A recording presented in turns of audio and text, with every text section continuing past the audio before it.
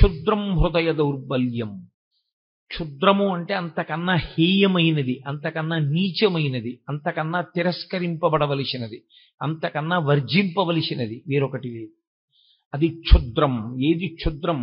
హృదయ దౌర్బల్యం. మనసు బలహీనపడిపోవుట, మనసు దౌర్బల్యమును పొందుట అంటే మనసుకి ఉండవలసినటువంటి బలాన్ని మనసు కోల్పోవడం. ఇప్పుడు మీరు ఒక విషయాన్ని చాలా జాగ్రత్తగా గమనించాలి. కృష్ణ పరమాత్మ మాట్లాడుతున్న దాంట్లో ఆయన అంటున్నారు, నీకు హృదయ దౌర్బల్యం ఏర్పడినది, దీన్ని త్యక్తోత్తిష్ట పరంతప, దీన్ని విడిచిపెట్టి ఉత్తిష్ట, లే. ఇప్పుడు విడిచిపెట్టడానికి అర్జునుడు పట్టుకున్నాడా దౌర్బల్యాన్ని? మోహమునకు ఎప్పుడైతే వశుడయ్యాడో, ఎప్పుడైతే అటువంటి మోహము తనని ఆక్రమించడానికి, తన బుద్ధిని కప్పడానికి, వివేచనతో ఆలోచించడం అన్నది పక్కన పెట్టేశాడో అప్పుడు ఆ మోహం వచ్చేసింది. ఆ మోహము చేత అక్కర్లేనటువంటి బలహీనత వచ్చింది. ఇప్పుడు ఇది హృదయ దౌర్బల్యం అయిపోయింది. ఆయనకి శరీరమునందు బలం లేకపోలేదు. అర్జునుడు అప్పుడు ఆ కూలబడినప్పుడు కూడా అంతే బలవంతుడు. ఆయనకి ఏం నీరసం వచ్చో లేకపోతే గుండెపోటు వచ్చో పడిపోలేదు. ఆయన విపరీతమైన బలం ఉన్నవాడై పడిపోయాడు. గాంధీవం పట్టుకోగలిగిన వాడై గాంధీవం వదిలిపెట్టేశాడు. అస్త్రములను ప్రయోగించగలిగిన వాడై ప్రయోగించనంటున్నాడు. అంతమందిని చంపగలిగిన వాడై నేను చంపనంటున్నాడు. దీనికి కారణం ఆయనకి శరీరంలో ఏమైనా నీరసం వచ్చిందా, మనసులో బలహీనత వచ్చిందా? మనసులో బలహీనత వచ్చింది. క్షుద్రం హృదయ దౌర్బల్యం. ఇందువల్ల అలా వస్తుంది అంటే మీరు ఇక్కడ ఒక చిన్న విషయాన్ని గమనించవలసి ఉంటుంది. శరీరము స్థూలము, మనసు సూక్ష్మము. ఈ రెండింటికి ఉండే పెద్ద తేడా అక్కడ ఉంటుంది. ఏది సూక్ష్మమై ఉంటుందో దానిని వశం చేసుకోవడం కష్టం, ఏది స్థూలమై ఉంటుందో దాన్ని వశం చేసుకోవడం తేలిక. మీరు ఒక వ్యక్తి శరీరాన్ని వశం చేసుకోగలరు. ఒక వ్యక్తి సమాజంలో దొంగతనాలు ఎక్కువ చేస్తున్నాడు, సమాజంలో చెయ్యకూడని పనులు చేస్తున్నాడు. మీరు ఆ వ్యక్తిని తీసుకెళ్ళి, ఆ వ్యక్తి యొక్క శరీరాన్ని తీసుకెళ్ళి ఓ కారాగారంలో పెట్టగలరు, ఓ 2 ఏళ్ళు 3 ఏళ్ళు. ఆ వ్యక్తి యొక్క మనస్సు యందు పరివర్తన తీసుకురాగలదా కారాగారమో అని నన్ను అడిగారు అనుకోండి, తీసుకురావచ్చు, తీసుకురాలేకపోవచ్చు, లేదా అతను అంతకన్నా పెద్ద దొంగ కావచ్చు. ప్రతీకార బుద్ధిని పెంచుకున్నవాడై నన్ను ఫలానా అప్పుడు నేను యామరపాటుగా ఉన్నప్పుడు పట్టుకున్నారు కనుక నేను అసలు యామరపాటు పొందకుండా నేను సమాజాన్ని ఇబ్బంది పెడతాను అని అన్నాడు అనుకోండి. ఇప్పుడు మీరు అతని శరీరాన్ని బంధించగలిగారేమో కానీ అతని మనసులో పరివర్తన ఏమైనా తీసుకురాగలిగారా? మీరు తీసుకురాలేరు. స్థూల శరీరాన్ని వశం చేసుకోవచ్చు, బంధించవచ్చు. స్థూల శరీరాన్ని మీరు తీసుకొచ్చి కట్టి పడేయచ్చు మీ దగ్గర. కానీ సూక్ష్మ శరీరాన్ని మీరు వంచలేరు, మీ తరం కాదది. అది తనంత తానే మారవలసి ఉంటుంది. అది మారేది దేనికి అంటే ఒక్క బోధకు మాత్రమే మారుతుంది. పరివర్తన తనంత తాను మార్పు చెందితే అది సద్బుద్ధితో ఉంటుంది. అది అలా సద్బుద్ధితో ఆలోచన చెయ్యనంత కాలం అది దుర్బుద్ధితోనే ఉంటుంది. మీకు నేను ఇంకొక మాట చెప్పవలసి వస్తే, యథార్థానికి శరీరమునకు ఎంత బలమున్నది అన్న దాంతో అతను సృష్టించేటటువంటి ప్రమాదమునకు సంబంధం ఉండదు. అతను ఏ బలము లేనివాడు కావచ్చు, అత్యంత బలహీనుడు కావచ్చు. అతనేమి నిజంగా నలుగురు వచ్చి కలియబడితే నలుగురిని పడగొట్టగలిగిన శక్తి లేనివాడు కావచ్చు. కానీ అతని మనస్సు మాత్రం మహాక్రూరముగా ఉందనుకోండి, అతని మనస్సు విషపు పురుగుగా ఉందనుకోండి, అది చాలా క్రూరమైన ఆలోచనలు చెయ్యగలిగితే అతని క్రూరత్వము ఎంత దూరం ఉందో ఆ ఆలోచనని బట్టి అతని శరీరము అంత బలవంతరము కాకపోయినా అతను సమాజమునకు ప్రమాదము చెయ్యగలడు. అతని శరీర బలంతో సంబంధం లేకుండా కేవలము అతని మనస్సు యొక్క క్రౌర్యము అతని శరీర బలాన్ని దాటి సమాజానికి అపకారం చేస్తుంది.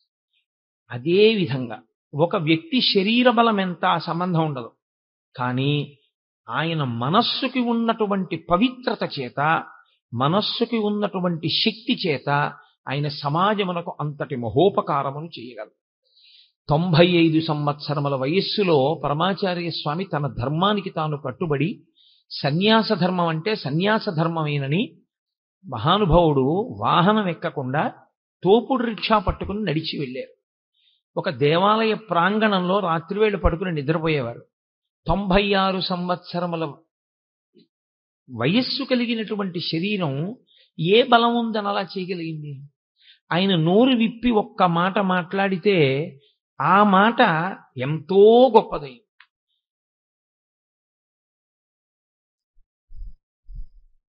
కురుక్షేత్రంలో యుద్ధభూమిలో నిలబడినటువంటి అర్జునుడు అటువంటి ధర్మక్షేత్రమునందు ధర్మమునందు వైక్లభ్యమును పొందాడు.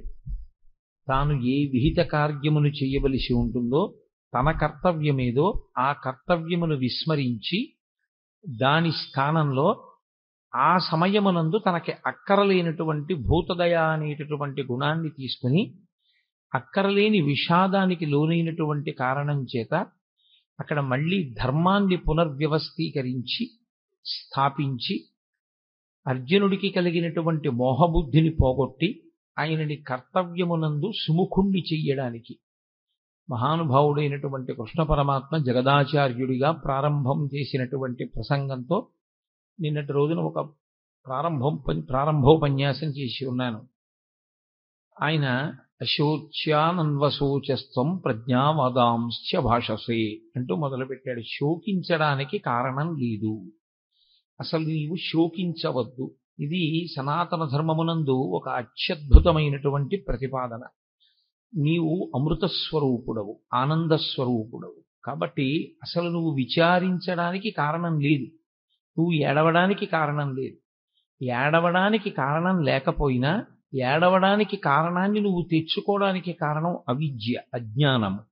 రెండవ వస్తువు ఒకటి ఉన్నది అన్న భ్రాంతి చేత అది వెళ్ళిపోతుందేమోనని ఒక బాధ, దాని యందు ఉన్న రాగము చేత దాని వందు ఉన్నటువంటి అభిమానము చేత అది వెళ్ళిపోతే తట్టుకోలేని పరిస్థితి. రెండవది ఒక్కొక్క వస్తువు ఎందున్నటువంటి ద్వేషము, ఆ ద్వేషము చేత అది ఉండిపోయిందనేటటువంటి బాధ. రెండూ బాధకి కారణములే.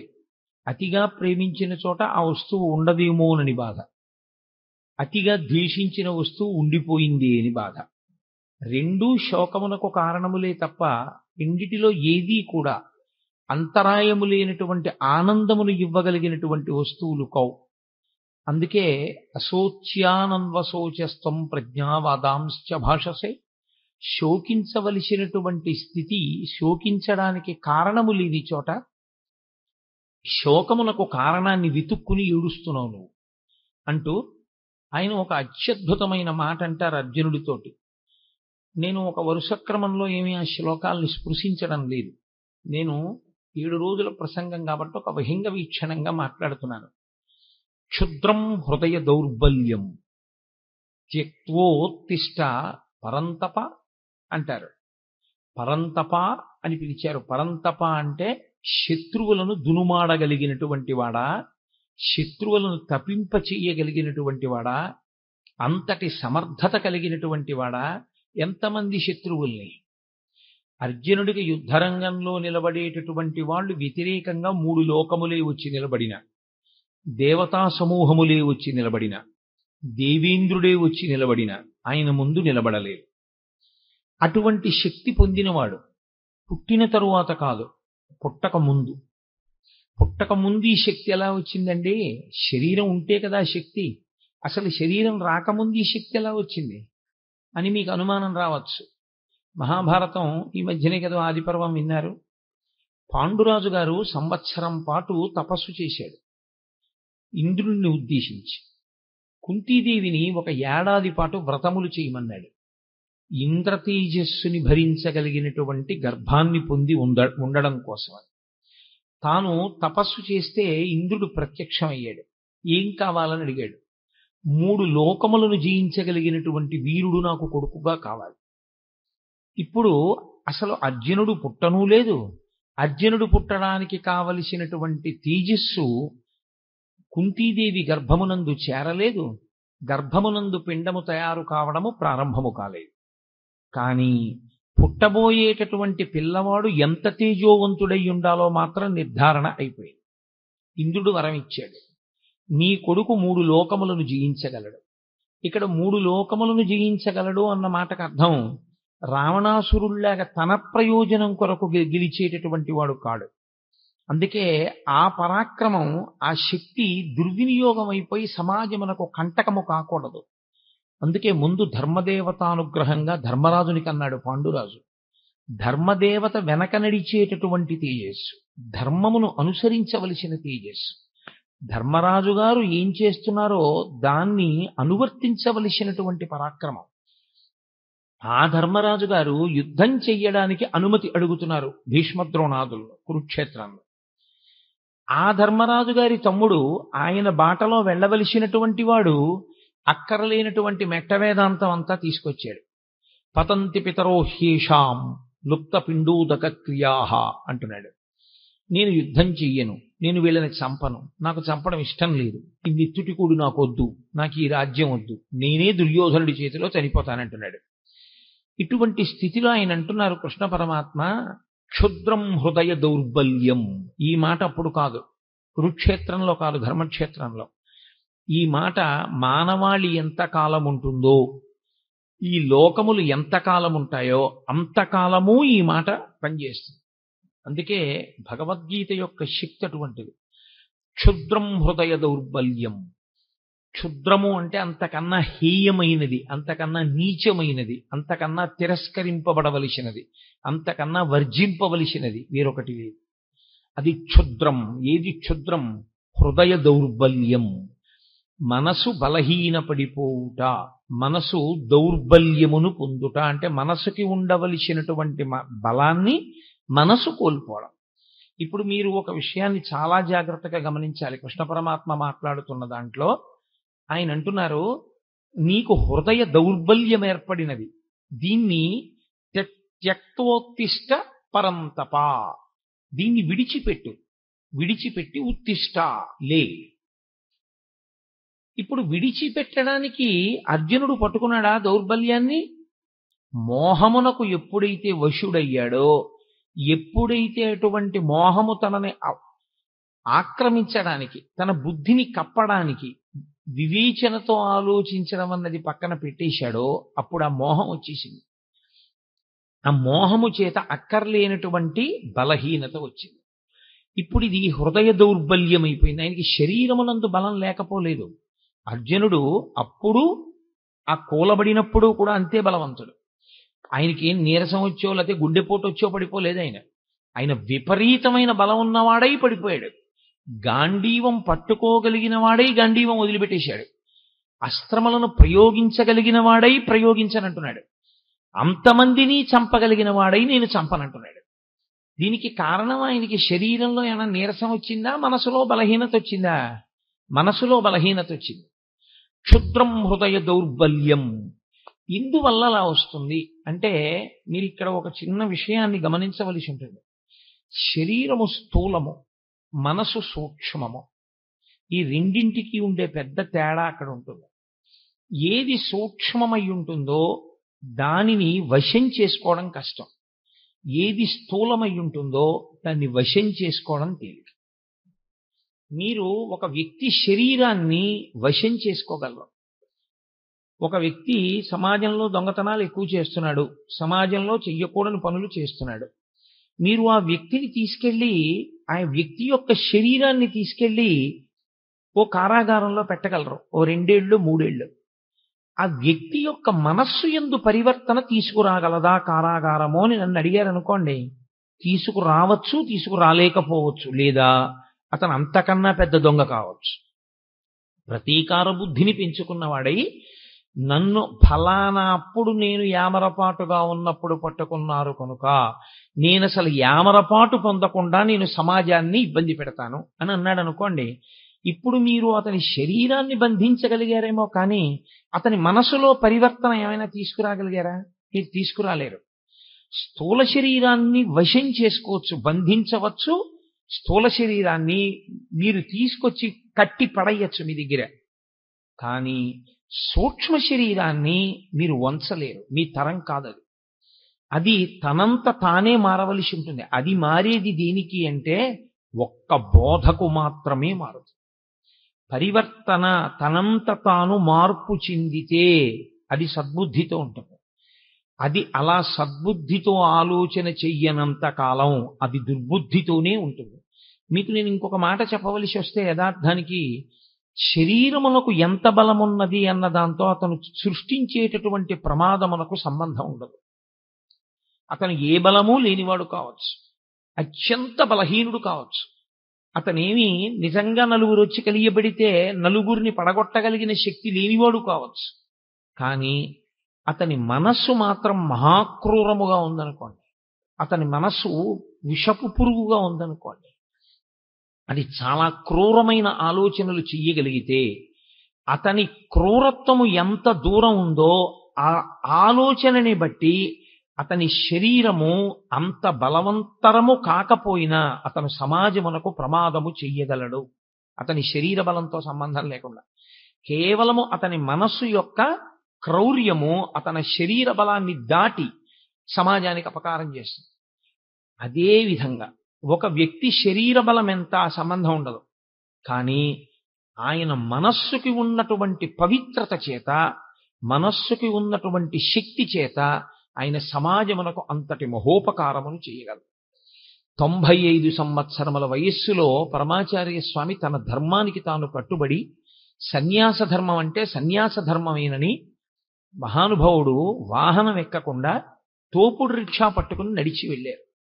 ఒక దేవాలయ ప్రాంగణంలో రాత్రివేళ పడుకుని నిద్రపోయేవారు. 96 సంవత్సరముల వయస్సు కలిగినటువంటి శరీరం ఏ బలం ఉందని అలా చేయగలిగింది? ఆయన నోరు విప్పి ఒక్క మాట మాట్లాడితే ఆ మాట ఎంతో గొప్పదైంది. ఒకానొక సభకి వెళ్ళారు పరమాచార్య స్వామి వారు. వెళితే సభలో ఉన్న వాళ్ళు అన్నారు, మీరు మాకు నిరంతరం మంచి మాటలు చెప్తున్నారు, కానీ మేము పాపములను చెయ్యకుండా నిగ్రహించుకోలేకపోతున్నాం. మేము పాపం చేస్తున్నాం. మాకు తెలుసు మీరు చెప్తున్న బోధల వలన మాకేమర్థం అవుతోందంటే మేము చేస్తున్నటువంటి పాపములే మమ్మల్ని బాధపడుతున్నాయి, ప్రకృతి యందు దేవతానుగ్రహం లేని స్థితిని కల్పిస్తున్నాయి. కాబట్టి మేము ఇప్పుడు ఈ పాపము నుంచి విడివెడకుండా ఉండలేకపోయిన స్థితిలో మమ్మల్ని మేము నిగ్రహించుకోవడానికి మీరు ఎంత బోధ చేసినా మా మనసుని మేము మార్చుకోలేకపోతుంటే మేమేం చెయ్యాలని అడిగారు.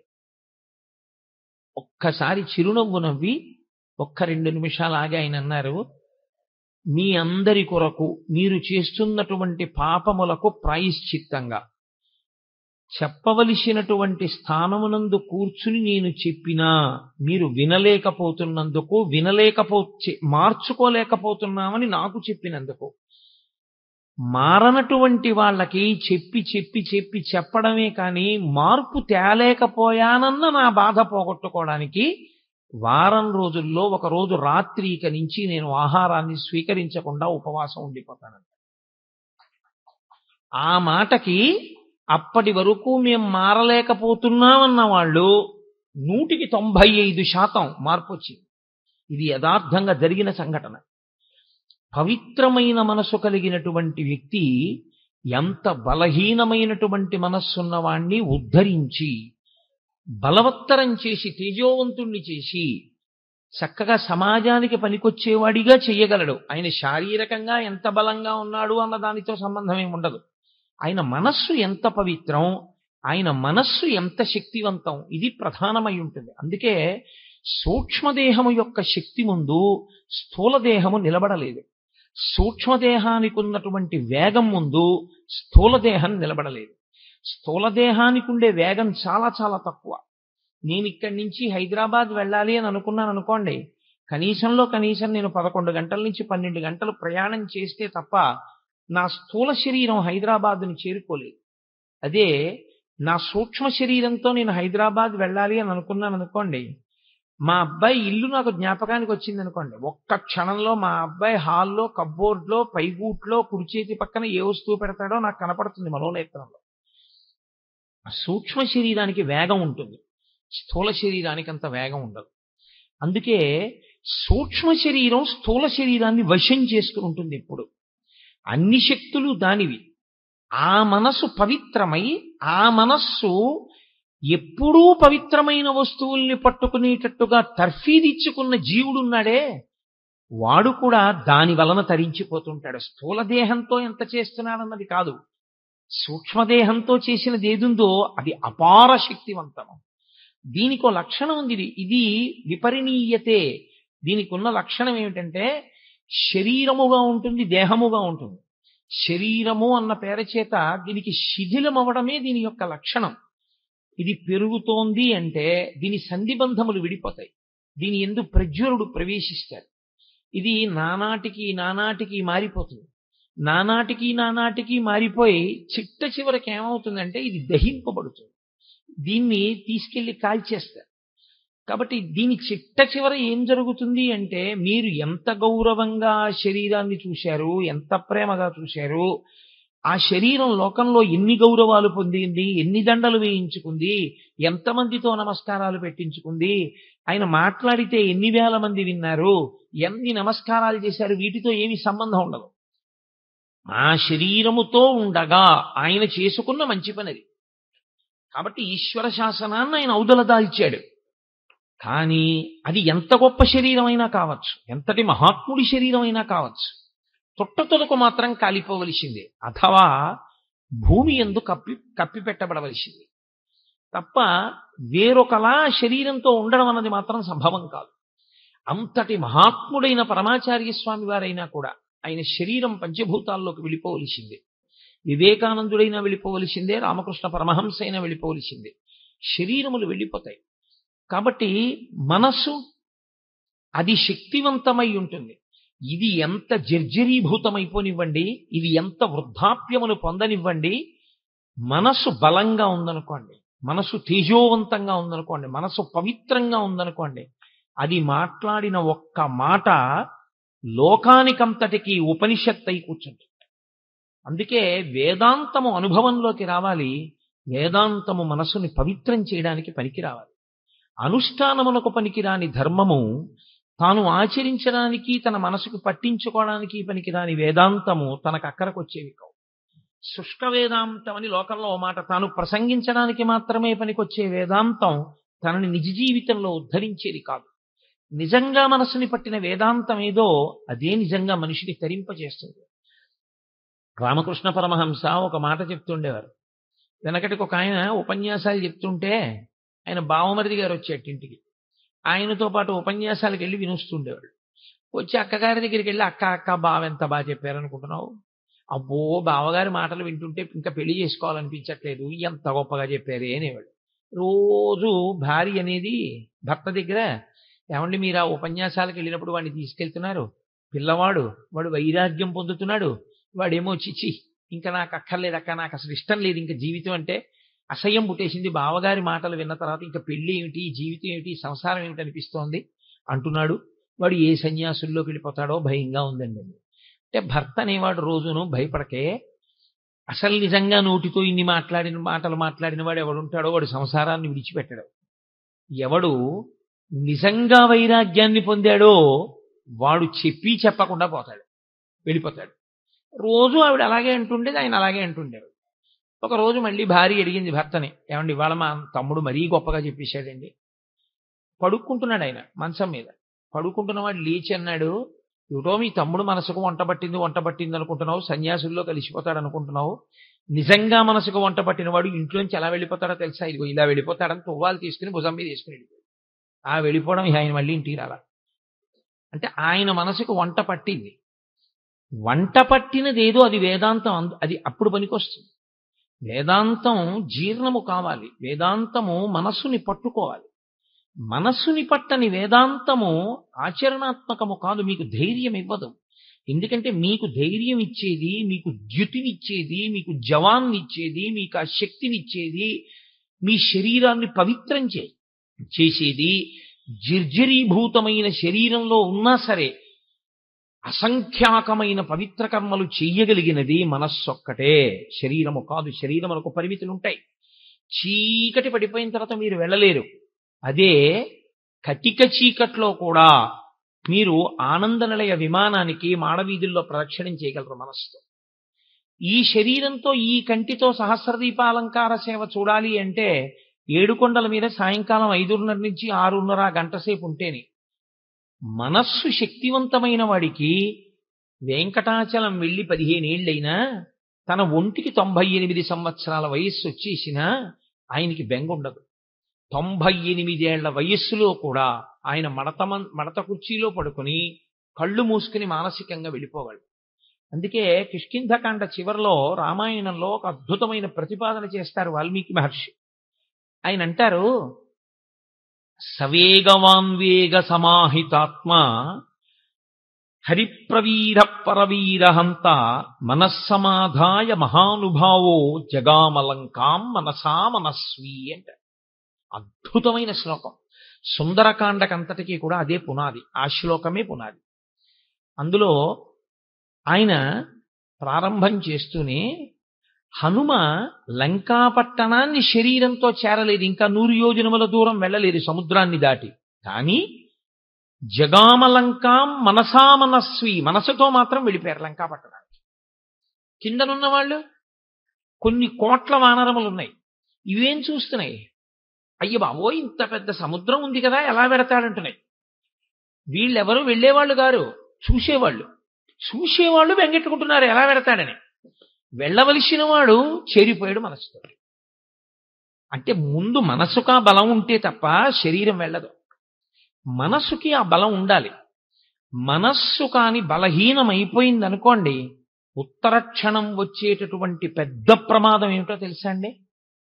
ఆలోచన స్రవంతిని ఎప్పుడూ కూడా మీ శక్తి జ్ఞాపకం వచ్చేటట్టుగా మిమ్మల్ని నడవనివ్వదు. భయం పుట్టేసింది అనుకోండి, లోపల నుంచి ఏ కారణానికైనా భయం వచ్చేసింది అనుకోండి, ఇంకా ఎంతసేపు ఏ ఆలోచన వస్తుందో తెలుసా అండి? ఏమైనా అయిపోతే, ఏమైనా అయిపోతే, ఏమైనా అయిపోతే. అదే తప్పించి అసలు ఏదీ చేయలేడు. ఆయన శుభ్రంగా ఉంటాడు, ఏమీ ఉండదు, ఆరోగ్యం చక్కగా ఉంటుంది. ఇక్కడి నుంచి హైదరాబాద్ వెళ్ళాలంటే ఇంకోళ్ళని తోడు అడుగుతాడు, ఎవరన్నా మీరు వస్తారా అంటాడు. ఎందుకంటే తోడు, హైదరాబాద్ మీరు వెళ్ళొచ్చుగా, మీకేమి ఇబ్బంది లేదు, షుగర్ లేదు, బీపీ లేదు, ఏమీ లేదు, ఎందుకు మీకు తోడు? ఎందుకైనా మంచిది, పెద్దవాడిని అయిపోయాను కదండి, ఒక్కడిని వెళ్ళడం ఎందుకంటాడు. అంటే ఒక్కడిని వెళ్ళడం ఎందుకు, పెద్దవాడిని అయిపోయానంటే? ఆయన అనుమానం ఏమిటంటే తాను చీకట్లో బెర్త మీద పడుకొని ఉండగా పక్క వాళ్ళు ఎవరికి తనకి తెలియనప్పుడు తనకి ఏ స్పృహ తప్పిపోవడమో శోష చేయడమో జరిగితే తన పేరు తాను చెప్పుకోలేకపోతే ఎలా తనని గుర్తుపడతారు? తనేనా అయిపోతాడేమో, తను ఎక్కడో దింపేస్తారేమో, తన పెట్టి ఎత్తుకుపోతారేమో, అన్నీ ఇంకా వికృతమైన ఆలోచనలే, సరి అయిన ఆలోచనలు రావు. ఈ ఆలోచన ఏం చేస్తుందో తెలుసా అండి? హైదరాబాదు చక్కగా పెళ్లి కొడుకులా వెళ్ళిపోగలిగినటువంటి శక్తి ఉన్నవాడు ఎవడూ దొరకలేదని వెళ్ళడం మానేస్తాడు. ఇప్పుడు శరీరంలో బలం లేక వెళ్ళలేదా, మనసుకి జవం లేక వెళ్ళలేదా? దేనికి వెళ్ళలేదు? శరీరానికి బలం లేక వెళ్ళకపోవడం కాదు, మనసుకి బలం లేక వెళ్ళలేదు. ఇంకొక ఆయన ఉంటాడు, ఏమయ్యా ఈ వయసులో ఎందుకయ్యా నీకు గుడికి రోజు ప్రదక్షిణానికి పడిపోతావేమో అన్నారనుకోండి, ఆయన అంటాడు, గుడికి ప్రదక్షిణం చేయకుండా ఉండిపోతాను ఏమిటండి? ఉంటానా? అప్పుడు ఉండనుగా. మరి ఈ శరీరంతో ఉన్నంతకాలం చేయవలసిందే ఉంది, గుళ్ళోకి వెళ్ళడమేగా. మరి ఆ గుళ్ళోకి వెళ్ళడం మానేసి ఇంక నేను ఈ శరీరాన్ని చూసుకుంటే ఈ తెప్ప ఇవ్వడం వల్ల వచ్చిన ఉపయోగం ఏమిటి? ఏటికి వరదొస్తోంది, నీ దగ్గర ఒక పడవ ఉంది, ఈ పడవలో ఏరు దాటేసేయి, ఏరు దాటేస్తే ఆవలి ఒడ్డుకి వెళ్ళిపోతావు. ఇక వెళ్ళిపోయావా, నిన్నేం చేయలేదు, ఎందుకంటే అవతల చాలా ఎత్తు, ఇక నిన్ను వరద ఏం చేయదు, కాబట్టి తొందరగా దాటు, ఏరు వరదొస్తే ఇంక దాటలేవు అన్నారు. ఒక ఆయన గబగబా తన పడవ తీసుకుని ఏరు దాటేశాడు. ఇంకొక ఆయన పడవ వంక చూసుకుని, ఇంత చక్కటి పడవ, ఇంత బాగా రంగులు వేయించాను, ఇంత కష్టపడి చేయించాను, ఇప్పుడు ఇటువంటి పడవలో నేను ఎడుతుంటే ఏమో ఆయన చెప్పాడు కానీ గంట వరకు రాదని, తీరా నేను బయలుదేరగానే వరదొచ్చేస్తే ఈ పడవ తట్టుకోలేకపోతే, ఈ పడవ గభాలన తిరగబడిపోతే, నేను ఆ పడవలో ఉండిపోతే, బయటికి రాలేకపోతే, ఈలోగా కొట్టుకుపోతే, పోనీ అన్నాడు కానీ అంత కొట్టుకుపోతామా, యువతల ఒడ్డునుంటే ఒడ్డునేగా ఉన్నాను అని పడవెక్కకుండా పడవను దాచుకుని ఒడ్డుని నించున్నాడు. గంట అయిపోయింది, వరద వచ్చేసింది, పడవ పోయింది, తాను పోయాడు. ఏమిటి ఉపయోగం? పడవని ఉపయోగించుకున్నవాడెవరో వాడు ఏరు దాటుతాడు తప్ప పడవని చూసుకుని మురిసిపోయి అయ్యి బాబోయ్ ఈ పడవ ఎక్కడ ఏమైపోతుందో, ఈ పడవ తట్టుకుంటుందో తట్టుకోదో అని పడవని దాచుకుందాం అనుకున్నవాడు పడవతో పాటే పోతాడు తప్ప పడవ తనకు ఉపయోగపడదు. పరమేశ్వరుడు ఈ శరీరాన్ని ఎందుకు ఇచ్చాడంటే దీన్ని తెప్పని చేసుకుని దాటు సంసార సముద్రాన్ని. దాటేటప్పుడు నీవు ఒక గొప్ప ప్రయోజనం కావాలి అంటే ఖచ్చితంగా కష్టపడవలసి ఉంటుంది. నేను ఒక ఉపన్యాసం చెప్పాలి అని అనుకుంటే, ఒక గంట సేపు మాట్లాడాలి అని నేను అనుకుంటే, ఒక గంట సేపు నేను ఇలా స్థిమితంగా కూర్చోవలసి ఉంటుంది. ఒక గంట సేపు నేను దేని గురించి మాట్లాడుతున్నానో దాని మీదే దృష్టి పెట్టవలసి ఉంటుంది. నా ఎదురుగుండా వీడియోగ్రాఫర్లు తిరుగుతున్నా, ఫోటోగ్రాఫర్లు తిరుగుతున్నా, వాళ్ళ పని వాళ్ళు చేస్తున్నా, అది నా దృష్టికి భంగపాటైనా, అది నా దృష్టి కేంద్రీకరణని పాడు చేస్తుందని నాకు తెలిసినా నేను చూసి కూడా దాన్ని చూడకుండా ఉండాలి. నేను దాని మీద దృష్టి పెట్టాను అనుకోండి, వెంటనే నేను ఏం మాట్లాడుతున్నానో పోతుంది. కాబట్టి దానికి నేను సిద్ధపడగలిగితే నేను గంట సేపు ప్రసంగం చేయగలను, లేకపోతే నేను ప్రసంగం చేయలేను. ఆ కష్టం నేను భరించవలసి ఉంటుంది. నువ్వు ఈశ్వరుణ్ణి చేరడం అనేటటువంటి గొప్ప ప్రయోజనాన్ని పొందాలన్నా, అథవా ఉత్తమ లోకాల్ని చేరుకోవాలన్నా, లేదా కనీసం మళ్ళీ మనుష్య ఉపాధిలోకి రావాలన్నా నువ్వు దీంతో కొంత కష్టం చేయవలసి ఉంటుంది. దీనితో నువ్వు ఒక ప్రసంగానికి వెళ్ళి కూర్చుని వినలేదు, ఎలా నీకు వస్తుంది శాస్త్రం? ఎక్కడి నుంచి వస్తుంది నీకు తెలియమంటే విషయం తెలియదు. నువ్వు పుస్తకం చదవవు, పుస్తకం ఇంట్లో ఉంది, పెద్దలు చదివించారు చదువుకోగలవు, పుస్తకం తెచ్చుకోవు, పుస్తకం చదవవు, చదువుకుని అర్థం చేసుకునే ప్రయత్నం చెయ్యవు. మరి ఈ శరీరంతో నువ్వు ఎలా తరిస్తావు? ఎందుకండి దాన్ని చదవడం? ఇప్పుడు ఆ భగవద్గీత అంతా చదవకపోతే వచ్చిన నష్టం ఏమిటండి? రోజు చక్కగా టీవీ చూస్తాను, చూడు, అదిగో ఆ పడవని పట్టుకుని చూసుకుని మురిసిపోతూ గడిపేసి పడవ తాను కొట్టుకుపోయిన వాడు ఎలా ఉంటాడో అలాగే కొట్టుకుపోతాడు.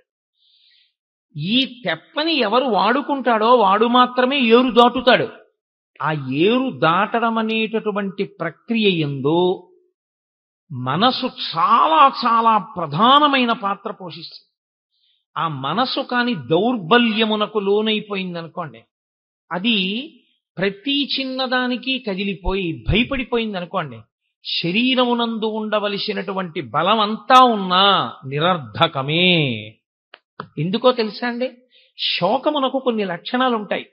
శ్రీరామాయణంలో లక్ష్మణస్వామి చెప్తారు రామచంద్రమూర్తితో, శోకో నాశయితే ధైర్యం, శోకో నాశయితే ధృతం, శోకో నాశయితే సర్వం, నాస్తి శోక సమో రిపుః. ప్రపంచంలో శోకమును మించిన శత్రువు లేడు. ఎందుచేతనంటే శత్రువు ఏం చేస్తుంటాడంటే ఎప్పుడూ వీడిని ఎలా పాడు చేద్దామని చూస్తాడు. శోకం ఏం చేస్తుందంటే ఎవరు శోకమును పొందారో వాణ్ణే పాడు చేసేస్తుంది. శోకమునకు వాడే శత్రువు. ఎవడు శోకమును పొందాడో వాడిని పాడు చేస్తుంది. నిప్పు తీసుకొచ్చి నేను జేబులో వేసుకున్నాను అనుకోండి, అయ్యో వాళ్ళు ఎవ్వరూ నిప్పట్టుకోలేదు, పాపం ఈయన ఒక్కడే జేబులో వేసుకున్నాడు అని, జేబులో వేసుకోలేదు నన్ను వీడొక్కడే జేబులో వేసుకుని గౌరవించాడని నన్ను గౌరవించి ఊరుకుని మిమ్మల్ని కాలుస్తుందా? జేబులో వేసుకుని నన్ను కాలుస్తుందా? నన్ను కాలుస్తుంది.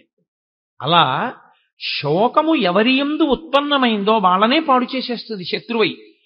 ఆ శోకము మొట్టమొదట చేసే పని ఏమిటి అంటే శోకో నాశయతే ధైర్యం. శోకము వలన ధైర్యం పోతుంది. ధైర్యము అంటే అది పెద్ద విషయం ఏముందండి, మనం చేయగలం అనలేడు. ఎన్ని వనరులు ఉండనివ్వండి, ఎన్ని సంభారములు దగ్గర ఉండనివ్వండి, ఎంత చెయ్యగలిగిన సమర్థత ఉండనివ్వండి, మొట్టమొదటే బెంగ. నాకు తెలిసిన ఆయన ఒక ఆయన ఉండేవాడు. ఆయన ఉండేది ఏలూరులో, వెళ్ళవలసింది తాడేపల్లిగూడెం. ఇంకా మర్నాడు వెళ్ళాలి తాడేపల్లిగూడెం. వెళ్ళి ఏదో ఒక చాలా ముఖ్యమైన విషయం మీద వెళ్ళవలసి ఉంది నేను ఆయన. ఆయన దగ్గరికి నేను వెళ్ళి అన్నాను, అయ్యా ఇవాళ మనం రేపు పొద్దున్నే 5:30 ట్రైన్ ఎక్కేస్తే తాడేపల్లిగూడెం వెళ్ళిపోతాం. మీ ఇల్లు దగ్గరేగా, పవర్ ప్యాట్ స్టేషన్ వెనకాతలే, కాబట్టి మనం పవర్ ప్యాట్ స్టేషన్లో ఎక్కేద్దాం పాసింజర్ కాబట్టి. అంటే ఆయన అన్నాడు, కష్టం అండి అన్నాడు. ఎందుచేత కష్టం అన్నాను. మీరు చెప్తే ఆశ్చర్యపోతారు. వ్యక్తి మనస్సు బలహీనత అంటే అలా ఉంటుంది. ఆయన నాకు 2 కారణాలు చెప్పాడు. ఈ 2 కారణముల చేత మనం ప్యాసింజర్కి వెళ్ళలేము. ఏమిటి అన్నాను. 3 సందుల అవతల పిచ్చి కుక్క ఒకటి తిరుగుతోంది. శీతాకాలం కదండి, 5 గంటలకి చీకటి తెల్లవారదు. 5 గంటలకి మనం ఇంట్లోంచి బయటికి వెడితే ఆ పిచ్చి కుక్క మీద పడితే తాడేపల్లిగూడెం మాట తర్వాత. మనని రక్షించేవాడు ఉండడు, హైడ్రోఫోబియా వస్తుంది. ఎవరి ఇంట్లో వాళ్ళు కూడా చూడరు. కాబట్టి సాహసం చేయలేం. పిచ్చి కుక్క 3 వీధుల అవతల ఉంది కాబట్టి మనం వెళ్ళలేం, మొదటి విషయం. 2, నా దగ్గర చిల్లర లేదు. చిల్లర లేకపోతే ఏమండి అంటే మీకు తెలియదు కోటేశ్వరారు, మనం వెళ్ళి బుకింగ్ కౌంటర్లో చెయ్యి పెట్టి 100 రూపాయల కాగితం ఇచ్చి తాడేపల్లి కూడా అనగానే వాడి చెయ్యి తోసేసి చిల్లర తెచ్చుకోండి అంటాడు. ఎవ్వడు ఇవ్వడు. 100 రూపాయలకి చిల్లర ఇమ్మంటే ఎవడు ఇవ్వడండి. పొద్దున్నే చిల్లర ఎక్కడుందండి అంటాడు. పోను కాఫీ తాగి చిల్లర పుచ్చుకుందంటే కాఫీ తాగితే చిల్లర ఎక్కడ ఇస్తామంటాడు. కాబట్టి ఇప్పుడు నేను చిల్లర తేవడానికి ఎవరింటికి వెళ్ళి అందరిళ్ళ ముందు నిలబడి అమ్మ 100 రూపాయలకి చిల్లర ఇవ్వండి అని ఇప్పుడే అడిగి పుచ్చుకోను. ఇప్పుడు వెళ్ళలేను, రాత్రి అయింది కాబట్టి 9 అయిపోయింది. పడుకునే వాళ్ళని లేపి 100 రూపాయలు చిల్లర అడిగితే బాగుండదు. రేపు పొద్దున్న చిల్లర ఇస్తాడని నమ్మకం లేదు కాబట్టి వద్దండి అన్నాడు. నేను తెల్లబోయి సరేలేండి అయితేనని చెప్పి నేను వెళ్ళిపోయాను. నేను నా కార్యంలో సఫలీకృతుడైపోయాను. నేను పొందవలసిన ఫలితాన్ని పొందేశాను. ఆయన పిచ్చి కుక్క తనని తరమకూడదు అని 7 గంటలకో 8 గంటలో అయిన తర్వాత బయలుదేరి ఉన్నాడు. ఆయన వచ్చేటప్పటికి అసలు పొందవలసిన ప్రయోజన సంబంధమైనటువంటి విషయం మూసేశారు. ఆయన పొందలేకపోయాడు. దానివల్ల అదే సామాన్యమైన విషయం అనుకుంటున్నారేమో, ఆయన జీవితంలో మళ్ళీ ఆ విషయాన్ని సాధించుకోలేకపోయాడు. అలాగే వెళ్ళిపోయింది ఆయన శరీరం. కాబట్టి మనస్సు బలహీన పడిందనుకోండి, మనిషి శరీరమునకు ఎంత బలం ఉన్నా వాడు పొందలేడు. 1,00,000 రూపాయలు ఉన్నాయి, 100 రూపాయలకి చిల్లర ఇవ్వలేదనుకోండి, ఉంచేసుకుని గూడెం టికెట్ ఇవ్వండి, పర్వాలేదు, నేను గూడెం వెళ్ళడం ప్రధానం, తీసుకుంటానండి అన్నాడు అనుకోండి, 100 రూపాయల చిల్లర వాడే ఇస్తాడు. అసలు ఏ ధైర్యం లేకపోతే ఏ పని చెయ్యాలన్నా ధైర్యమే, ఏ పని చేద్దామన్నా పిరికితనమే, ఇంకేం చేస్తాడు? అటువంటి వాడు ఏమీ చెయ్యలేడు. కాబట్టి శోకో నాశగితే ధైర్యం, శోకో నాశగితే శృతం. విన్నది జ్ఞాపకానికి రాదు. ఏది నువ్వు విన్నావో ఆ విన్నవేవి జ్ఞాపకానికి రావు. ఎందుకంటే శోకమును పొందినటువంటి కారణం చేత విన్నవన్నీ మరుగున పడిపోతాయి. ఆ భయ విహ్వలుడైపోయినటువంటి వాడికి ఎంత గొప్ప వ్యక్తుల దగ్గర ఎన్ని గొప్ప విషయాలు విన్నవాడైనా కానివ్వండి, సాక్షాత్తు ధర్మరాజు గారికి తమ్ముడు ధర్మరాజు గారితో కలిసి తిరిగాడు. కానీ ధర్మరాజు గారు చెప్పిన మాటలు గుర్తులేవు. కృష్ణ పరమాత్మతో తిరిగాడు, కృష్ణ పరమాత్మ చెప్పిన మాటలు గుర్తులేవు. ద్రౌపదీదేవి కురుక్షేత్రానికి ముందు ఏడిచిన ఏడుపు గుర్తులేదు, తాను ఎందుకు యుద్ధం చెయ్యాలో గుర్తులేదు. శోకో నాశయితే శృతం, శోకో నాశగితే సర్వం. ఇంకా ధైర్యం కోల్పోయిన వాడికి, పెద్దలు చెప్పిన మాటలు గుర్తురాని వాడికి, కార్యాన్ని నిర్వహించలేని వాడికి వాడు పొందగలిగిందే ఉంటుంది, వాడేమీ పొందలేడు. కాబట్టి వాడు సమస్తమును కోల్పోతాడు. కాబట్టి శోకో నాశగితే సర్వం నాస్తి శోక సమోరిపు. లోకంలో శోకముతో సమానమైనటువంటి శత్రువు లేడు, ఉత్సాహముతో సమానమైన మిత్రుడు లేడు. లోకంలో అందరికన్నా గొప్ప మిత్రుడు ఎవరో తెలుసా అండి? ఉత్సాహమే. ఉత్సాహో బలవాన్నార్యా నాస్తుత్యాహత్పరం బలం సోత్సాహస్యాస్తి లోకేస్మిన్ నకించితపి దుర్లభం. అసలు ఉత్సాహం ఉన్న వాడికి దుర్లభం అన్న మాట లేదు. ఆ ఉత్సాహం ఉండి మనం ఎందుకు చెయ్యలేము, మనం చెయ్యగలం అనుకున్నాడు అనుకోండి, వాడు సాధించగలడు, వాడు ఆ ప్రయత్నం మీద పూనికతో నిలబడగలడు. అసలు ఆ ఉత్సాహమే లేనివాడు ఎన్ని సంభారములు ఉన్నా, ఎన్ని వనరులు ఉన్నా వాడు చెయ్యగలిగినటువంటి విషయం ఉండదు. కాబట్టి అది క్షుద్రం హృదయ దౌర్బల్యం. సిగ్గుగా లేదు నీకు ఈ మాట అనడానికి? కూలబడిపోతావా సిగ్గు లేకుండా? గాంధీవాన్ని విడిచిపెట్టావా? ఒళ్ళంతా చెమటలు పట్టాయా? భీరువు అయిపోయావా? భయపడిపోయానని చెప్తున్నావా? యుద్ధం చెయ్యనంటున్నావా? నీకు అసహ్యం పుట్టట్లా నీ మాటల మీద నీకు? కాబట్టి క్షుద్రం హృదయ దౌర్బల్యం త్యక్త్యోత్తిష్ట పరంతప, విడిచిపెట్టవు. చిత్రం ఏమిటో తెలుసా అండి? ఎవరు ఆ దౌర్బల్యాన్ని పొందారో వాడు విడిచిపెట్టాలి తప్ప పక్కవాడు విడిచిపెట్టని ఎన్ని మాటలు చెవిలో చెప్పినా వాడు విడిచిపెట్టనంతసేపు వాడి ధైర్యం మళ్ళీ వాడికి రాదు. ఇప్పుడు అర్జునుడికి మళ్ళీ ధైర్యం కలగడం అన్నది ఎక్కడుందంటే ఆ మోహం పోవాలి. ఆ మోహం పోయి మళ్ళీ తాను ఏది స్మృతిని పొందాలో అది స్మృతిలోకి వస్తే, తన కర్తవ్యం ఏదో తనకి గుర్తొస్తే, తన ధర్మం ఏదో తనకి జ్ఞాపకానికి వస్తే, తాను చెయ్యవలసిన పని చెయ్యడానికి తాను ఉద్యుక్తుడైతే తాను చేసేయగలడంతే. కాబట్టి నువ్వు ఉత్తర క్షణం ఆ క్షుద్రమైనటువంటి హృదయ దౌర్బల్యాన్ని విడిచిపెట్టేసి ఉత్తిష్ట లేచి అర్జున ప్రారంభించే యుద్ధాన్ని. ఉత్తిష్ట అన్న మాటకు అర్థం ఇక్కడ కేవలం శరీరంతో లేవడం కాదు. ఉత్తిష్ట అన్న మాటకు అర్థం పూర్వం ఎలా నిలబడ్డావో అలా నిలబడు. ఈ యుద్ధానికి వచ్చే ముందు ఎంత సంతోషంగా వచ్చావో, ఇన్నాళ్లకి నా పగ తీరుతోంది, ఇన్నాళ్లకి దుష్టబుద్ధి కలిగినటువంటి కౌరవుల్ని మట్టు పెడుతున్నాను, నా కర్తవ్యం నేను నిర్వహిస్తున్నాను, క్షత్రియుడనై పుట్టినందుకు దుష్టుల్ని సంహరించి ధర్మాన్ని నిలబెడుతున్నాను అని ఏ పూనికతో వచ్చావో ఆ పూనికను నువ్వు పొందు. ఆ పూనికను నువ్వు పొందావు అనడానికి గుర్తేమిటో తెలుసా? మళ్ళీ నువ్వు గాంధీవం పట్టుకు లేచి నిలబడాలి. పడిపోయిన అర్జునుణ్ణి లేవదీయడానికి 18 అధ్యాయాలు చెప్పాల్సి వచ్చింది. పడిపోవడం చాలా తేలిక జీవితంలో, పైకి లేవడం అంత తేలిక కాదు. మళ్ళీ పైకి లేవాలంటే, మానసికంగా బలహీన పడిపోయిన వాడు లేవాలి అంటే కృష్ణ పరమాత్మ లాంటి ఆచార్యుడు దొరకాలి. మళ్ళీ అంతటి సద్బోధ దొరకాలి. తన ధర్మం తనకి తెలియాలి. తెలిసి లేచి నిలబడి మళ్ళీ గాంధీవాన్ని పట్టుకోవాలి. అందుకే మనందరం కూడా ఆ ధర్మక్షేత్రంలో ఉన్న వాళ్ళమే. అర్జునుడు మిష అంతే. మనందరం కూడా ధర్మక్షేత్రంలో ఇలాగే దిక్కు తెలియక పడిపోయి ఉన్నాం. మనం ఏం చెయ్యాలో మనకి తెలియదు, మన ధర్మం ఏమిటో మనకి తెలియదు, మనం ఎలా ప్రవర్తించాలో మనకి తెలియదు, మనం ఈశ్వరుణ్ణి ఎలా ఆరాధించాలో మనకి తెలియదు, సభలోకి వస్తే ఎలా కూర్చోవాలో మనకి తెలియదు, ఎదురు కుర్చీ మీద కాళ్ళు పెట్టి పెద్దల ముందు కూర్చోవచ్చో కూర్చోకూడదో కూడా మనకి తెలియదు. తెలియని స్థితిలో సభలో పడిపోయి ఉన్నటువంటి వాళ్ళని ఉద్ధరించడానికి భగవద్గీత వస్తుంది. కాబట్టి ప్రతి చిన్న విషయాన్ని స్పృశించడానికే భగవద్గీత. నీ ధర్మాన్ని నువ్వు తెలుసుకోగలిగితే, నీ ధర్మమునందు నువ్వు నిలబడగలిగితే అదే నీ కర్తవ్యం. నేను ఈ సభకు వచ్చినప్పుడు మా ఆఫీస్ నుంచి వచ్చినట్టు ప్యాంటు చొక్కాతో రావచ్చు. ప్యాంటు చొక్కాతో వచ్చి కూర్చున్నా నేను భగవద్గీత చెప్పగలను. కానీ నేను ఎందుకు రాలేదు? నాకో ధర్మం ఉంది, నాకో కర్తవ్యం ఉంది. నేను ఇక్కడ భగవద్గీత మాట్లాడేటప్పుడు నేను ఒక వైదికమైన దుస్తులతో రావాలి. ఒక గోరు చుట్టు కోసే డాక్టరు ప్యాంటు చొక్కా వేసుకుని బూట్లు వేసుకుని ఉన్న గోరు చుట్టు కొయ్యగలడు. కానీ ఆకుపచ్చటి సూటు వేసుకొచ్చిన ప్యాంటు చొక్కా బయట వదిలేసి పర్సు, సెల్ ఫోను, వాచి, ఉంగరాలు కూడా తీసేసి కాంపౌండర్కి ఇచ్చేసి ఆపరేషన్ థియేటర్లోకి ఎందుకు వెళ్తున్నాడు? కర్తవ్యతా నిష్ఠ, ఒక మర్యాద. సన్యసించిన వ్యక్తి నేను సర్వసంగ పరిత్యాగిని అని కాషాయం ఎందుకు కట్టుకుంటున్నాడు? ఇంకా తాను పట్టుకోవలసింది ఏమీ లేదు అని గుర్తు. నేను అన్నీ విడిచిపెట్టేశానని గుర్తు ఏమిటంటే ఆయన పట్టుకున్న కాషాయం. ఒక్కొక్కటి ఒక్కొక్క దాన్ని సంకేతిస్తుంది. నువ్వు దేని కొరకు వచ్చావో దాని కొరకు నీ కర్తవ్యాన్ని నిర్వహించడానికి కావలసిన ధర్మాన్ని నువ్వు పట్టుకోవాలి. అలా నువ్వు నిలబడగలగాలి, అలా నువ్వు కూర్చోగలగాలి, అలా నువ్వు ఎలా ప్రవర్తించాలో అలా ప్రవర్తించగలగాలి. యుద్ధభూమికి వచ్చినటువంటి వాడు భూతదయ గురించి మాట్లాడడానికా ఇన్ని తపస్సులు చేసి అస్త్రాల్ని పొందింది?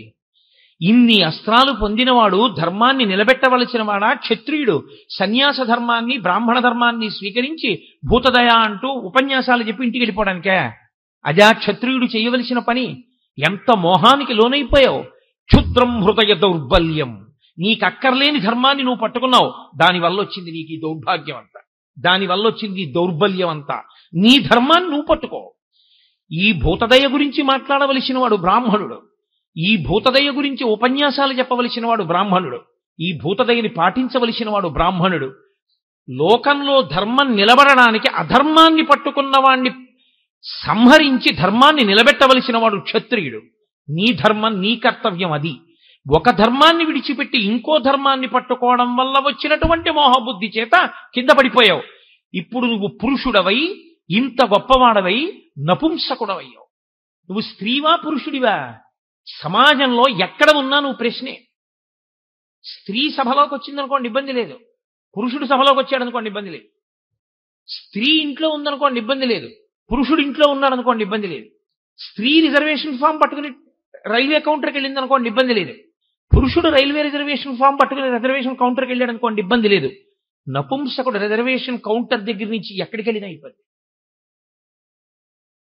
ఎక్కడికి వెళ్ళినా ప్రశ్న, ఎక్కడికి వెళ్ళినా ఇబ్బంది. నపుంసకుడు. నువ్వు క్లీబహ అన్నాడు, నువ్వు క్లైబ్యం, నువ్వు నపుంసకుడు అయ్యావు ఇవాళ. నువ్వు మగవాడివి, పురుషుడివి, క్షత్రియుడివి, సిగ్గులేది ఇలా మాట్లాడడానికి? ఒక ఆచార్యుడు, ఒక గురువు ధర్మమునందు మళ్ళీ శిష్యుణ్ణి నిలబెట్టడానికి, మళ్ళీ పూనిక కల్పించడానికి గురువు మాట్లాడడం అంటే అలాగే ఉంటుంది. దాని అస్తమానం గడ్డం పట్టుకు బతిమాలరు గురువుగారు. గురువుగారు మాట్లాడవలసి వస్తే, అజ్ఞానంలోంచి పైకెత్తవలసి వస్తే, మూఢా జహీహి ధనాగమ తృష్ణ కురు సద్బుద్ధిం మనసి వితృష్ణ ఎల్లభసే నిజ కర్మోపాత్తం విత్తంతేన వినోదయ చిత్తం అన్నారు జగద్గురు శంకర భగవత్పాదులు. కాబట్టి జగద్గురువైనటువంటి కృష్ణ పరమాత్మ మాట్లాడుతున్నారు కురుక్షేత్రంలో, అర్జునుడి కొరకు కాదు. తర్వాతి కాలంలో, తర్వాతి యుగాలలో, తర్వాత దేశకాలముల యందు వచ్చేటటువంటి సమస్త మనుష్య జాతి ధర్మమునందు వైక్లభ్యమును పొందితే భగవద్గీతయే శరణ్యం. మళ్ళీ ధర్మమును ఊంచుకోవడానికి ఏ ఆశ్రమంలో ఉన్న వాళ్ళ ధర్మమైనా సరే వాళ్ళు పట్టుకోవాలి అంటే ఒక్కొక్క ఆశ్రమానికి ఒక్కొక్క ధర్మం ఉంటుంది. బ్రహ్మచారి ధర్మం బ్రహ్మచారిది, గృహస్థు ధర్మం గృహస్థుది, వానప్రస్థు ధర్మం వానప్రస్థుది, సన్యాసి ధర్మం సన్యాసి. తప్ప సన్యాసి ధర్మాన్ని గృహస్థు పట్టుకోకూడదు, వానప్రస్థు ధర్మాన్ని బ్రహ్మచారి పట్టుకోకూడదు, బ్రహ్మచారి ధర్మాన్ని గృహస్థు పట్టుకోకూడదు. ఎవడి ధర్మాన్ని వాడు పట్టుకోవాలి. ఒకటి ధర్మాన్ని ఒకడు పట్టుకుంటే పాడైపోతాడు. బ్రహ్మచారి తలకాయ దూకోకూడదు, గృహస్థు తలకాయ దూకోవాలి. బ్రహ్మచారి తాంబూలం వేసుకోకూడదు, గృహస్థు తాంబూలం వేసుకోవచ్చు. గృహస్థు రేపటి కొరకు దాచుకోవచ్చు. సన్యాసికి ఈ పూట అన్నం దొరికితే మళ్ళీ సాయంకాలం అన్నం కోసం దాచుకోవడానికి వీల్లేదు సన్యాసి. గృహస్థు బయట వర్షం పడుతుంటే ఇంట్లో పొయ్యి మీద అన్నం వండుకోవచ్చు. సన్యాసి ఎట్టి పరిస్థితుల్లో అగ్నిహోత్రం మీద ఏది వండుకు తినకూడదు. అగ్నిని ముట్టుకోడు కాబట్టే చివరి శరీరాన్ని కూడా అగ్నిలో వ్రేల్చారు, భూమిలో పాతిపెట్టేస్తారు. ఎవరి ధర్మం వారిది. బట్ట మార్చుకున్నది ధర్మం కాదు, లోపల మనసు మార్చుకుని పట్టుకున్నది ధర్మం. లోపలి మార్పు రాకుండా పైకి తెచ్చుకున్నటువంటి మార్పులు డాంబికాలు, ఆడంబరాలు. ఇది తెగేసి చెప్పేస్తున్నాడు కృష్ణ పరమాత్మ. ఎవరు ఏది పట్టుకోవాలో అదే పట్టుకోవాలి. గృహస్థాశ్రమంలో ఉన్నవాడు కాషాయం కట్టుకోకూడదు. కాషాయం కట్టుకున్నా, కాషాయం వేసుకున్నా వాడు సర్వాన్ని పరిత్యజించేశాడని గుర్తు. అన్నీ విడిచిపెట్టేస్తే కాషాయం వేసుకోవాలి. విడిచిపెట్టకుండా కాషాయం వేసుకుని తిరగకూడదు. తెల్లటి బట్ట మాత్రమే కట్టుకోమని వేదంలో పటలపన్నం చెప్తోంది. గృహస్థుకి తెల్లటి వస్త్రం వినా కాషాయాన్ని ఇంట్లో తెచ్చిపెట్టుకునే అధికారం కూడా లేదు. ఒక్క సన్యాసికి మాత్రమే నిర్దేశింపబడిన రంగు కాషాయం. ధర్మం ధర్మమే, నేను చెప్తే ధర్మం కాదు, వేదం చెప్తే ధర్మం. వేదం ఏం చెప్పిందో అది ధర్మం. అది కాదని మీరు ప్రవర్తిస్తే మీరు వేదాన్ని తిరస్కరించిన వారు అవుతారు, ధర్మమునందు మీరు వైక్లభ్యమును పొందిన వారు అవుతారు. తప్పించి నాకు ఇది బాగుందండి నువ్వు చేయడానికి వీల్లేదు, నీకు ఏది వేదం చెప్పిందో అది మాత్రమే నువ్వు చేయవలసి ఉంటుంది. ఆ వేదం చెప్పిన దాన్ని ధైర్యంగా చెప్పిన వాడెవడో వాడే గురువు. గురువుకున్న ఒకే ఒక ఆస్తి ధైర్యం. తప్ప తానే భయపడిపోయిన వాడు ధర్మాన్ని చెప్పడానికి ఏం పనికొస్తాడు? కాబట్టి నిర్భయంగా చెప్పగలిగిన వాడే గురువు. కాబట్టి జగద్గురువు అయినటువంటి కృష్ణ పరమాత్మకు భయం ఎక్కడుంటుంది? ఆయన నిర్భయస్తుడు. కాబట్టే మహానుభావుడై నువ్వు అటువంటి నపుంసకత్వాన్ని పొందకు. పురుషుడివి పురుషుడిగా నిలబడు. ఏ పని చెయ్యాలో ఆ పని చేయడానికి సిద్ధపడు. యుద్ధాన్ని చేయవయా? ఏమిటిది? చంపేస్తానంటున్నావే. నేను చంపేస్తే వాళ్ళందరూ చచ్చిపోతున్నారంటున్నావు కదా. నేను నీకొక్క మాట చెప్పేస్తాను, బాగా జ్ఞాపకం పెట్టుకో. అప్పుడు కాదండి, అప్పటి నుంచి ఎప్పటికీ ఇది చెప్పినంత మాత్రాన నాకు మొహం పోయిందనుకుంటున్నారా? నాకు బాగా పట్టుకుని ఉన్నదే మొహం. అది పోవడానికే నేను చేసుకునే ప్రయత్నం. దేహినోస్మిన్ యథా దేహే కౌమారం యవ్వనం జరా తథా దేహాంతర ప్రాప్తి దేహిస్తత్యనుముచ్యతే ధీరస్తత్రనుముచ్యతే. నాయన బాగా విను అర్జున. లోకంలో దేహినోస్మిన్ యథా దేహే, దేహి అనొకడు ఉంటాడు, దేహము అనొకటి ఉంటుంది. ఇప్పుడు నా శరీరం ఉంది, నా శరీరము ఈ వస్త్రాన్ని కట్టుకుంది. ఈ వస్త్రము నేను కాదు. అజ్ఞానము చేత నేనేమంటూ ఉంటానంటే ఇది చూపించి ఇది నేనంటూ ఉంటాను. కానీ యథార్థమునకు ఇది కూడా నేను కాదు. దీని లోపల ఉన్నాను నేను, అసలు నేను లోపల ఉన్నాను. ఆ నేనన్నది ఏదుందో అదే అందరూ ఇలా చూపించినప్పుడు అంటారు. ఇలా చూపించినప్పుడు అందరూ చెయ్యిటి తిరిగితే అనేది నేను ఇక్కడ కూర్చుని నేను అన్నప్పుడు ఇలా చూపిస్తాను. మీరు ఎవరు నేనన్నా అలా తప్ప ఇంకోలా అనడానికి ఉండదు. అందరూ ఏమంటారంటే నేనన్నప్పుడు ఇలాగే చూపించుకుంటారు, నువ్వన్నప్పుడు మీకు నేను ఇలా అన్నారు, నేను మిమ్మల్ని చూపిస్తే నేను అన్ని ఇలా చూపించి నువ్వు అంటారు. అక్కడుంది అజ్ఞానం. మరి అందులో ఉన్న నేను ఇందులో ఉన్న నేను ఒకటే. అందులో ఉన్న నేను కాకలుంది, ఇందులో ఉన్న నేను కాకలుంది. అందులో ఉన్న నేనుకి దాహం ఉంది, ఇందులో ఉన్న నేనుకి దాహం ఉంది. ఇందులో ఉన్న నేనుకి బడలికుంది, అందులో ఉన్న నేనుకు బడలికుంది. అందులో ఉన్న నేనుకి వృద్ధాప్యం ఉంది, ఇందులో ఉన్నటువంటి నేనుకి వృద్ధాప్యం అంటే పై శరీరానికి ఉంది. లోపల ఉన్నటువంటి నేను మాత్రం ఎప్పుడు అలా సాక్షిగా ఉంటోంది. ఇవన్నింటినీ శరీరం పొందుతుంటే ఆ లోపల ఉన్న నేను దీనికి ఆకలేస్తోందని అందులోనూ తిని తృప్తి పొందుతోంది. ఇక్కడ లోపల ఉన్న నేను దీనికి ఆకలేస్తోందని ఇందులో ఏదైనా వేస్తే తృప్తి పొందుతోంది. ఇందులో ఉన్న నేను ఎలా తృప్తి పొందుతుందో ఆకలేసినప్పుడు అందులో ఉన్న నేను కూడా అలాగే తృప్తి పొందుతుంది. కాబట్టి నేను అన్నప్పుడు నాలో ఏదుందో అదే అందులోనూ ఉంది తప్ప ఇంకోటి లేదు. ఉన్నది ఆ పదార్థమే, ఆ పదార్థమే నేనన్నప్పుడుంది, ఆ పదార్థమే నువ్వన్నప్పుడుంది. కానీ అజ్ఞానమంతా ఎక్కడొచ్చేస్తోందంటే మధ్యలోకి నువ్వన్నప్పుడు వేరైపోతావు. వాడు ఏమైపోయినా పర్వాలేదు, నేను బాగుంటే బాగుండంటున్నాడు. కాదు, ఇందులో ఉన్నవాడికి దీనిలో ఆకలేసినప్పుడు, దీంట్లో పదార్థం పడేసినప్పుడు ఇది ఎలా తృప్తి పొందుతుందో, నాలో నేను అనబడేటటువంటిది ఎలా సంతోషిస్తుందో, ఆ నేనే అందులో కూడా ఉంది. ఆ నేను కూడా అలాగే సంతోషిస్తుంది. అందులో ఆకలేసినప్పుడు పడేస్తే పాపం అది కూడా ఖాళీగా ఉంది, అది కూడా అన్నం లేక ఏడుస్తోంది. అందులో కూడా ఇంత పడేస్తే అందులో నేను సంతోషిస్తుంది, ఇందులో నేను సంతోషిస్తుంది. ఆ నేనుకి ఈ నేనుకి తేడా లేదుగా, ఒకటే నేను. కాబట్టి ఉన్నది ఆ నేనే, సమస్తమంతా ఆ నేనే ఉన్నాను. బట్టలు మారే అంతే. బట్టలు ఏవి కట్టుకుంటే ఏమిటంటే లోపలి నేను ఒక్కటే ఉన్నది. కాబట్టి దేహినోస్మిన్ యథా దేహే, దేహి లోపల ఉన్నవాడు ఈ దేహమును తొడుక్కుంటున్నాడు. తొడుక్కున్నది దేహమైంది. ఎందుకని? ఇది ఉండేది కాదు, దాని పేరే దేహము. దేహము అంటే కాలిపోతుంది. దహింపబడేదేదో దానికి దేహమని పేరు. ఏ దేహమైనా కానివ్వండి, నేను తొడుక్కున్న ప్రతి దేహము కాలిపోవలసిందే. ఎన్ని దేహములను మీరు లోకంలో చూస్తున్నారో అన్ని దేహములు చిట్ట చివరికి కాల్చబడతాయి.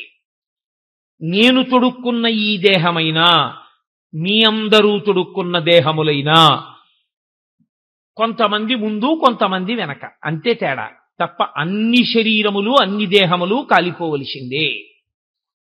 కానీ అర్జున, వచ్చిన పెద్ద సమస్య అంతా ఎక్కడుందో తెలుసా? మూడింటిలో అనుభవాన్ని పొందుతున్నాడు మనిషి. కౌమారం, యవ్వనం, జరా. మనిషి బాల్యమునందుంటాడు. అంతకు ముందు అవస్థ అసలు జ్ఞాపకంలో ఉండదు. బాల్యం నుంచి జ్ఞాపకం ఉంటుంది. సాధారణంగా లోకంలో 3 సంవత్సరముల వయస్సు వచ్చే లోపల తన పరిస్థితి తనకి జ్ఞాపకం ఉండదు. నాకు 3 ఏళ్ల వయస్సుకి ముందు నేను ఎలా ఉండేవాడిని అని నేను ఆలోచించాను అనుకోండి, బుర్ర బద్దలు కొట్టుకున్న జ్ఞాపకానికి రాదు. కానీ అప్పుడు నేనుంది. కానీ తర్వాత బాల్యం వచ్చింది ఈ శరీరానికి. ఈ శరీరం బాల్యంలో ఉన్నప్పుడు సాయంకాలం అయితే ఇలా ఉపన్యాసాలు ఏం చెప్పేది కాదు. ఇది సాయంకాలం అయ్యేటప్పటికీ ఎవరో 2 వ్యక్తుల్ని వెతుక్కుని ఆ 2తో పంటలు వేసుకుని ఆ 2 పరిగెడితే వాళ్ళని ముట్టుకునేది, ఆడుకుంటూ ఉండేది, వాళ్ళ వెనక తిరుగుతూ ఉండేది. లేకపోతే ఏదో పుస్తకం చదువుకోవడం. అమ్మ సద్దన్నం పెడితే చక్కగా పొద్దున్నే సద్దన్నం తినేయడం, అమ్మ పడుకోమంటే పడుకోవడం, మేస్టార్ కొడితే చేయి పట్టడం, మేస్టార్ చదువుకోమంటే చదువుకోవడం. బాల్యంలో ఈ శరీరం ఉన్నప్పుడు నేను బాలుడను, నేను విద్యార్థిని, నేను చదువుకుంటున్నాను, నేను ఇంకా చిన్న వయస్సు, నాకు 8 ఏళ్ళు, నాకు 10 ఏళ్ళు, నేను పురుషుడను, నేను బాలుడను, నేను ఫలానా వారి కొడుకుని తెలుస్తుంది. ఇదే దేహం మారిపోయింది, వెనక్కి వెళ్ళదు. మీరు బాగా గుర్తుపట్టాలి. నేను ఇవన్నీ అంగీకరిస్తోంది. ఇవి అంగీకరించడంలో నేనుకు అభ్యంతరం లేదు. నేను అంటే లోపల ఉన్న సాక్షి, నేను తెలుసుకుంటున్నాను. నేను యవ్వనంలో ఉన్నాను. ఒకప్పుడు నాకు 25 ఏళ్ళో 26 ఏళ్ళో ఉన్నప్పుడు మా అమ్మగారు నాకు పెళ్లి చేస్తానంటే, అవును నేను యవ్వనంలో ఉన్నాను, పెళ్లి చేసుకోవాలి, అంగీకరించాను. అనురూపమైనటువంటి ఒక స్త్రీ కొరకు అన్వేషణ చేశాను, ఆమెని నా భార్యగా అంగీకరించాను. ఇప్పుడు యవ్వనంలో ఉండి నాకు మంచి ఒంట్లో ఓపికంది అని ఎవరో పెద్ద ఆయన నిచ్చెనెక్కబోతుంటే, మీరేం ఎక్కుతారండి నిచ్చెన, భలేవారే మీరు కింద ఉండండి, గబుక్కుని కాలు జారిందంటే ఇబ్బంది అని నేను ఎక్కాను. ఆయన నన్ను అనలేదు. ఏమయ్యా మరి నీ కాలు జారితే అనలేదు ఆయన. ఎందుకో తెలుసా? కాలు జారి కింద పడ్డా నాకేమవుతుంది ఇంకా, ఎందుకంటే యవ్వనంలో ఉన్నాను, బలం ఉంది కాబట్టి నేను ఎక్కగలను ఇచ్చిన.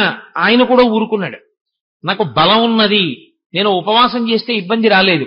తెల్లవారుజామున 3 గంటలకు పూజ కూర్చుని మధ్యాహ్నం 11 గంటలకు పూజలోంచి పైకి లేచినా అంతసేపు వాసం పెట్టేసుకున్న వాడిని వేసుకున్నట్టే కూర్చుండిపోయినా నాకు వచ్చిన అభ్యంతరం ఏమీ లేదు. నేను యవ్వనంలో ఉన్నాను, తెలుసుకుంది నేను తెలుసుకున్నానప్పుడు కూడా నేను అంటే ఈ శరీరము యవ్వనములో ఉన్నది.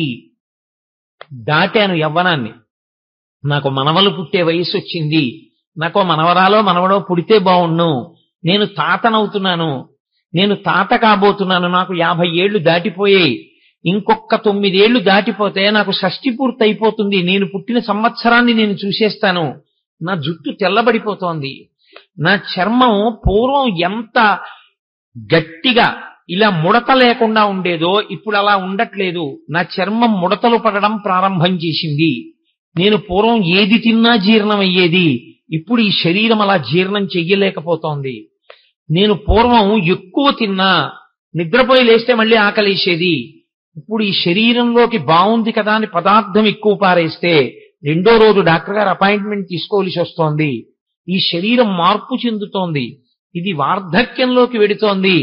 ఇప్పుడు ఈ శరీరాన్ని, ఈ కళ్ళని కళ్ళజోడు తీసేసి అక్కడ పెట్టేసి చదువుకో అని పుస్తకం ఇస్తే చదవలేదు. ఈ కళ్ళు చూడలేవు, దీనికి కళ్ళజోడు ఎప్పుడూ ఉండాలి. కళ్ళజోడు ఇలా పెట్టుకుంటేనే చూడగలదు. అందుకని ఆఖరికి నేను రైల్వే అప్పర్ బెర్త్ మీద పడుకున్నా పక్కన ఓ చిన్న పాకెట్ లాంటిది ఉండాలి. కళ్ళజోడు మాత్రం దానికి తగల్చుకుని పడుకోవాలి. పరుసు అవి దాచుకోవచ్చు, కళ్ళజోడు దాచుకోవడానికి లేదు, దానికి తగల్చుకుని ఉండాలి. ఆఖరికి నేను మెడలో వేసుకున్న రుద్రాక్షలు తీసి తలగడా కింద పెట్టుకుని బెర్త్ మీద పడుకున్నవి స్టేషన్ వచ్చేసిందన్న కంగారులోనైనా లేచి మర్చిపోయి దిగిపోతానేమో కానీ కళ్ళజోడు మాత్రం మర్చిపోను. శరీరంలో అంతర్భాగం అయిపోయింది అది. ఎందుకని? ఆ కళ్ళజోడు లేకపోతే అసలు ఏమీ కనపడదు.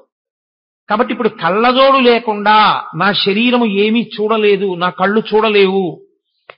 పూర్వం ఇలా వింటే అలా వినపడేది, ఇప్పుడు ఎందుకో వినికిడి శక్తి తగ్గుతోంది. కాబట్టి ఈ శరీరమునందు మార్పు వచ్చేస్తోంది, ఇది వార్ధక్యమును పొందేస్తోంది, ఇది లొంగిపోతోంది, సంధిబంధములు విడుతున్నాయి. ఇక్కడ వరకు అంగీకరిస్తున్నాం. ఎలా అంగీకరిస్తున్నాం? లోపల ఉన్నటువంటి నేను ఏది ఉన్నదో అది మార్పు లేకుండా ఉంటుంది. అది మార్పు లేకపోతే కదండి మారేదాన్ని గ్రహించడం. అదే మారిపోయింది అనుకోండి, ఇంక అదేం గ్రహిస్తుంది? వెళ్ళిపోతున్నటువంటి రైలుని, ఆ రైలు యొక్క వేగాన్ని ఎప్పుడు తెలుసుకోగలం? నిలబడిన రైల్లో మనం కూర్చుంటే. మనం వెడుతున్న రైలు వేగంగా వెళ్ళిపోతుంటే, అవతల రైలు వేగంగా వెళ్ళిపోతే ఆ రైలే అంత వేగంగా వెళ్ళింది అనుకుంటాం. ఆ రైలు కాదంత వేగంగా వెళ్ళింది, మనము అంత వేగంగా వెళ్ళిపోతున్నాం, అది అంత వేగంగా వెళ్ళింది. ఈ వేగం ఆ వేగం కలిపి అది తొందరగా వెళ్ళిపోయినట్టు అనిపిస్తుంది. మనము అంత తొందరగా ముందుకు వెళ్ళిపోయాం కాబట్టి. అది భ్రాంతి. అలా కాకుండా ఏది మారదో అది మాత్రం లోపల ఉంది. నేను ఉండి దీని మార్పులన్నిటినీ తెలుసుకుంటోంది. మీ స్టేటస్ ఏమిటని అడిగారు అనుకోండి, చైల్డ్ అని రాసింది ఒకప్పుడు. చెప్పింది లోపల నుంచి, ఐఎమ్ స్టిల్ ఎ చైల్డ్, నేను ఇంకా పిల్లాడిని కాబట్టి చైల్డ్ అని రాయి అంది. ప్యాంటు వేసుకోకూడదు, నిక్కరు వేసుకో అని చెప్పింది, నిక్కరు వేసుకున్నాను. హాఫ్ టికెట్ అడుగు, హాఫ్ టికెట్ అడిగాను. నేను రైల్లో కూర్చుంటే సీటు కావాలనుకుందనుకోండి, ఒక తల్లి వచ్చి బాబు నా ఒళ్ళో కూర్చుందో కానీ దానా అన్న అని చెప్పి ఆవిడ కూర్చుని నన్ను, ఆ తల్లి తన ఒళ్ళో కూర్చోపెట్టుకుంది. తన బిడ్డని ఎలా కూర్చోబెట్టుకుందో అలా కూర్చోబెట్టుకుంది. నాకు 18 ఏళ్లు దాటాయి, నేను యవ్వనంలో ఉన్నాను. ఇప్పుడు నా ధర్మం ఎలా మారిపోయింది? ఇప్పుడు నేను యవ్వనంలో ఉన్నాను, ఫుల్ టికెట్ ఇమ్మని అడుగుతాను. నేను చిన్నపిల్లాడప్పుడు నేను ఇలాగే ఎవరో ఒక ఆవిడ కూర్చోబెట్టుకుంటే ఒళ్ళో కూర్చున్నానండి అంటానా? అనను. అమ్మ మీరు కూర్చోండి, నాకు ఒంట్లో ఓపిక ఉంది, పర్వాలేదు తల్లి మీరు కూర్చోండి, నేను నించుంటాను, నిలబడగలనమ్మా, నాకు ఓపిక ఉందమ్మా అంటాను. అప్పుడు ఆ శక్తి ఉంది. ఇప్పుడు నేను బాబు ఎక్కువసేపు నిలబడలేనయా, మోకాలు నొప్పి ఉంది, నాన్న చిన్నవాడివి కదా, నువ్వు నిలబడి నాకు కొంచెం చోటు ఇవ్వగలవా అని బ్రతిమాలుకుంటాను. ఎందుకని? ఇప్పుడు నేను వృద్ధుడనైపోయాను, తెలుసుకుంటోంది. ఏమయ్యా వయసు ఎంత వేస్తావో, సీనియర్ సిటిజన్ నాకు టికెట్ కన్సెషన్ ఉందంటుంది. అంటే నేను సీనియర్ సిటిజన్ అయిపోయాను, వృద్ధుడిని అయిపోయాను. తెలుసుకుంటోంది. తెలుసుకుంటున్నదేదో దానికి మార్పు లేదు. ఏది తెలియబడుతోందో దానికి మార్పు ఉంది. మీరు కొంచెం జాగ్రత్తగా గమనిస్తే మీ అసలు నేను మీకు దొరికిపోతుంది.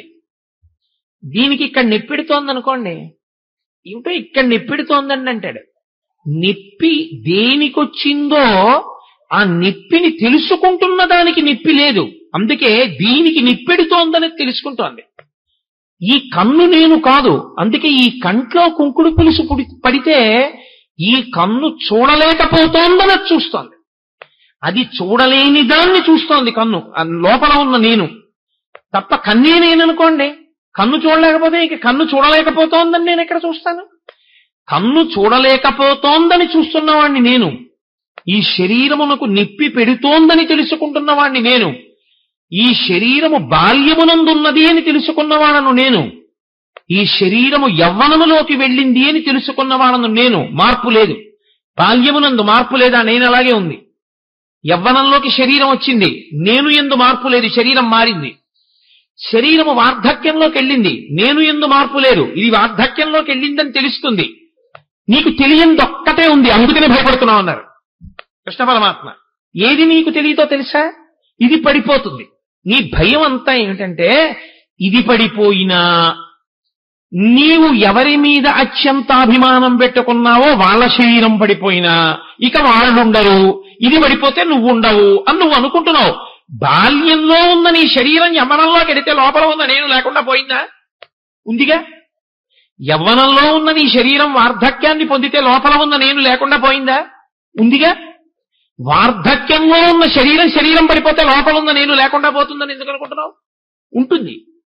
మరి ఉంటే అప్పుడు దానికి శరీరం తదా దేహాంతర ప్రాప్తి, మళ్ళీ ఇంకో శరీరాన్ని పొందుతుంది.